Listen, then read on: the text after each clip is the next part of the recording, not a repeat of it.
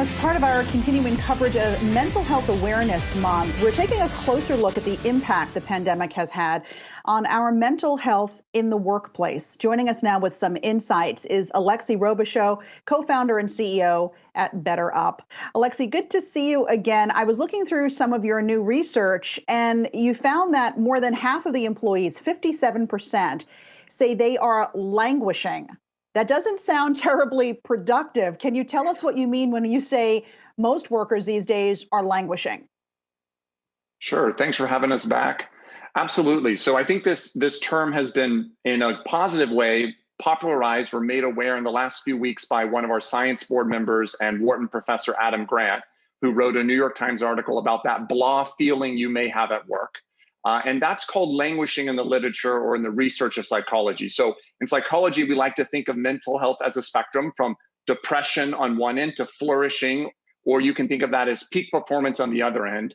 And in the middle is this area called languishing, where you may not have a clinical diagnosis or be feeling an acute mental illness, such as depression or other forms of mental illness, but you also aren't flourishing. That means you don't feel like you have a strong sense of purpose. You may not be feeling like yourself. You have lower levels of psychological engagement in your work and in your life. And what we're finding in our data and research is one of the biggest outputs or results of the pandemic and the shelter in place is that we're seeing scores of Americans and workers languishing, which we can talk about as an employer has some really salient repercussions in terms of people's creative potential, their ability to contribute and bring their whole selves to work, and also their motivation and their performance at their jobs and in life writ large.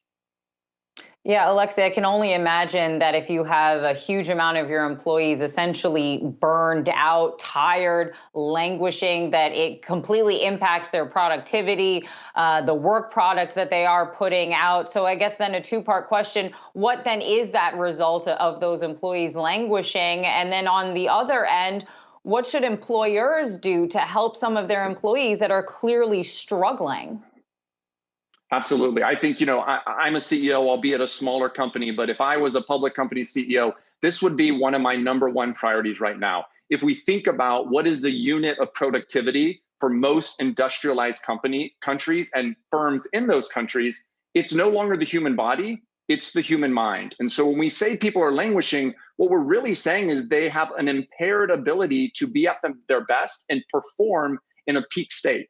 And so to your point, here's what we know that impacts. That impacts everything from civic behaviors in the workforce. We're related to collaboration, civic engagement, citizenship behaviors. We know that things like creativity go out the window when people aren't in these states. And when we talk about how do you address this, well, at the atomic level, there's a few things that show up in the research and literature time and time again as almost antidotes to this, but also you can think of it as almost like prophylactics or prevention when you think about languishing.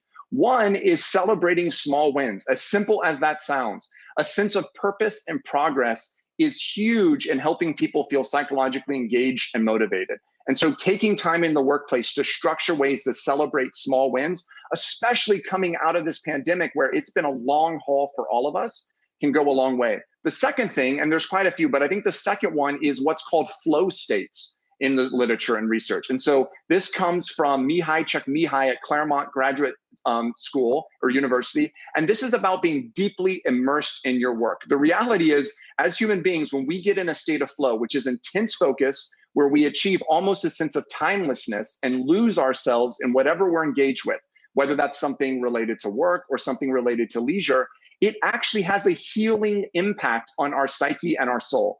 And so helping workers find pockets of focus where they can quietly work on work. They have less context switching, which we know is actually an enemy of flow and hence an accelerant to languishing, is hugely important right now as you think about returning to work. And so as we think about, do we come back to offices? Are we staying remote? What companies should be designing around is how can I increase the propensity of flow states in my workforce? Because when I do this, I reduce languishing and I increase flourishing, which increases peak performance and ultimately contributes to the bottom line. Yeah, also reduces anxiety. I know I've been in what you're talking about, that workflow where you just know that it feels good and you feel accomplished, at the end of the day. It's a good kind of mental tiredness to feel at the end of the day. So, yeah. So tell us, Alexi, what employees can do what are some telltale signs that their workers might be struggling with this, might be languishing, as you say, especially with so many of us working remotely? You don't get to see that employee or interact with them the way you might pre-pandemic. Absolutely. So languishing, you can think of as this, Adam Grant said it beautifully.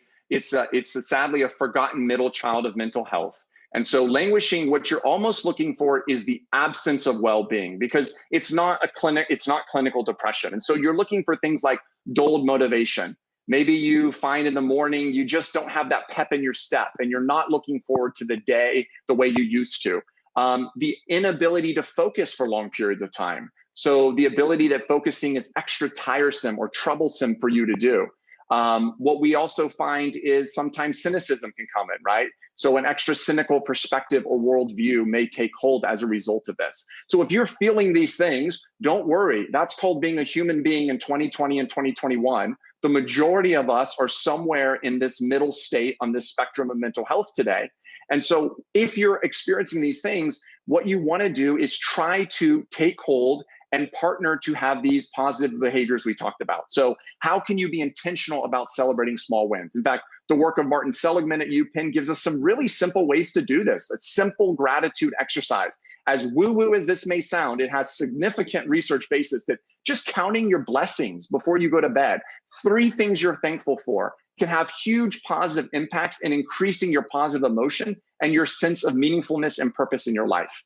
Additionally, structure your time so that you have pockets to deep dive. So one thing that's happened in the pandemic, I find, is although workers are more likely to be at home, there's so much coordination cost with Slack or email or text messages because we're not in person and we feel like we constantly need to be in communication.